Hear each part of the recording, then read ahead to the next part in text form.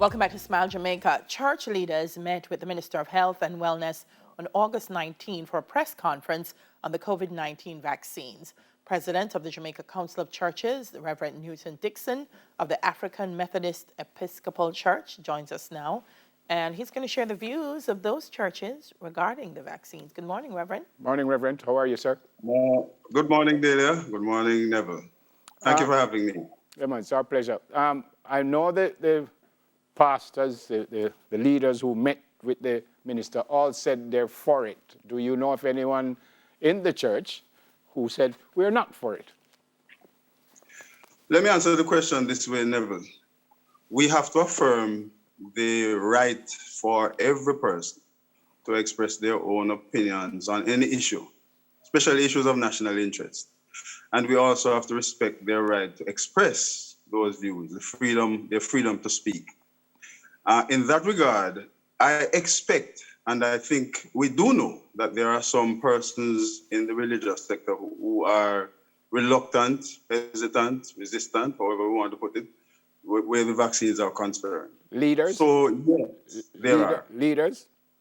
Yes, there are. What do you say to those leaders, sir? Unfortunately, Neville and Delia, this issue has brought us again to a situation where we are caught in contending camps and we're pointing fingers and screaming at each other.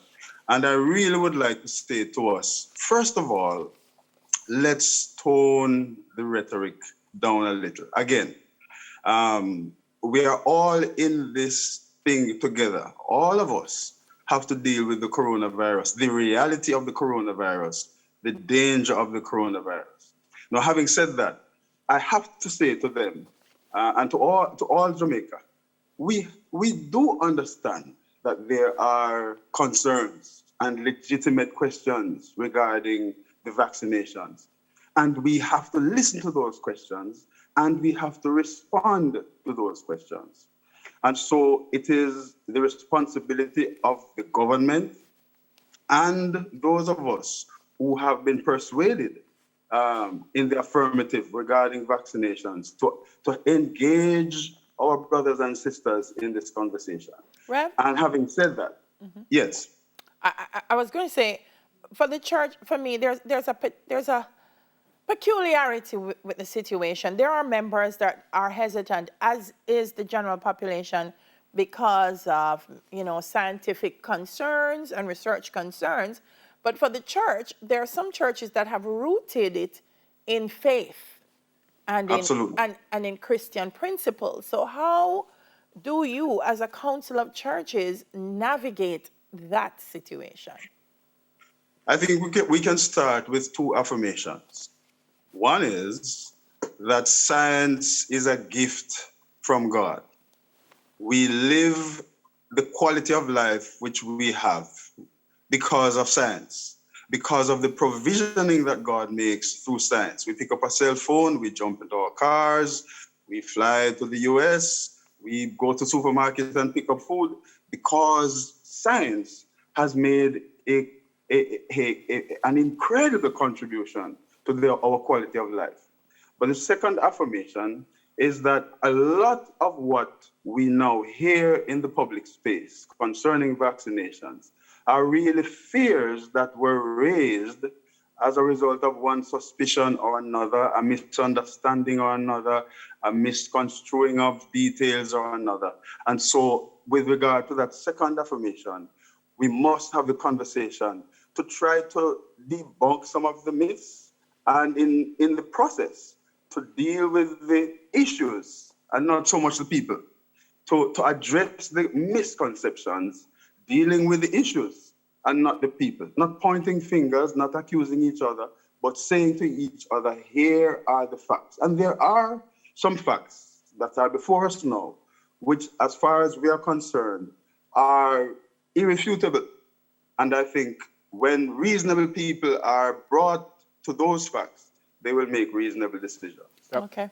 I got a tattoo many years ago, and a Christian saw it and told me, and I'm being very serious, told me that apparently I don't know if I can't remember what he said, God said, or it was in the Bible or something, that you shouldn't mark your skin.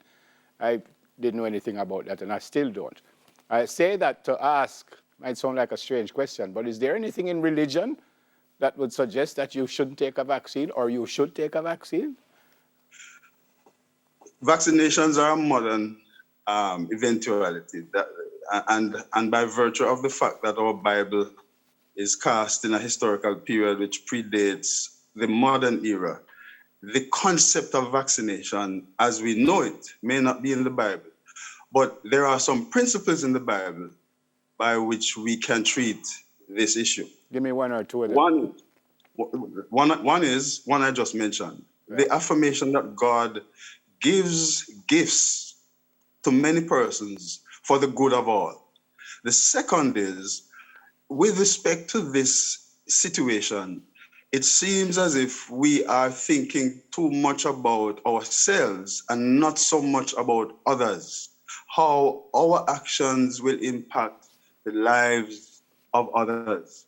And so the principle of loving the neighbor and seeking the common good become pertinent at this time. The other issue I think we can raise is the issue that we have to understand that a vaccination is really an attempt to raise the quality of life. And the scriptures tell us that God wants us to have life and have it abundantly. And so whatever we can do in the exercise of our powers and the use of wisdom to enhance the quality of life, we should. Rev, so what are we going to be seeing now?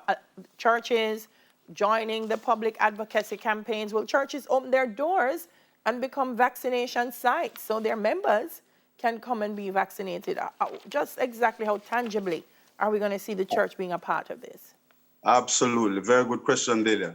The churches have understood from the beginning that we are part of this process. We are part of this journey through this through this COVID situation.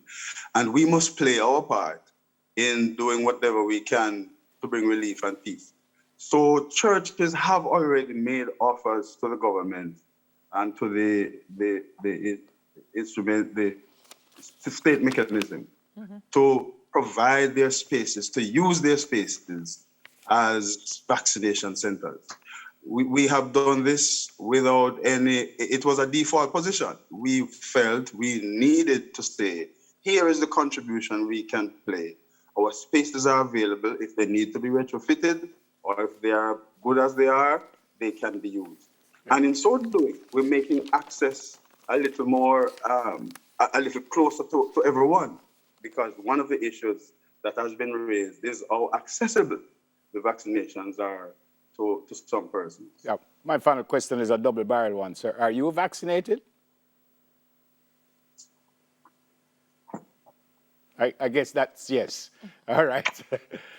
I guess that's yes. My second. An affirmative. Yeah.